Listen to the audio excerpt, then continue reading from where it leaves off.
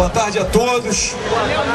Queria deixar aqui algo. Primeiro, gostaria de agradecer a Deus por esse momento, porque é um grande sonho poder visualizar aqui o servidor público do Estado do Rio de Janeiro unido numa causa buscando dignidade.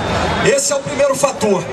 Lembrar a todos que em 2007, o nosso atual governador, ele falou que se ele assumisse o poder, ele iria valorizar o servidor público na área da saúde, da educação e da segurança pública, e que o candidato que dissesse que não tinha dinheiro para pagar bem um servidor era mentira. Então nós precisamos lembrar aqui que o nosso governador é um grande mentiroso. Mentiroso, senhor! Mentiroso! Mentiroso!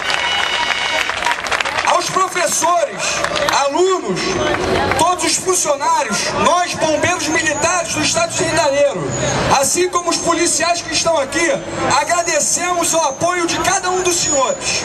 E viemos aqui colocar, eu como bombeiro militar, representando hoje aqui a minha categoria, esse agradecimento e dizer que nós continuamos com o pior salário do país. Todos juntos, professores, servidores da saúde, de modo geral nas ruas juntos, para colocar e dizer para as pessoas que estão no poder, que elas estão no poder porque nós a colocamos no poder.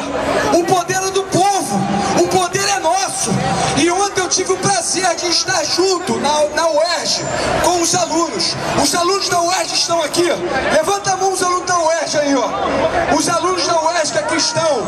Eu gostaria só de deixar um recado para os alunos. Ontem teve um debate muito interessante lá da vinda deles para a greve geral. Eu gostaria de deixar aqui bem claro para a geração futura que os professores, os médicos, os bombeiros precisam dos jovens. É deles que nós precisamos.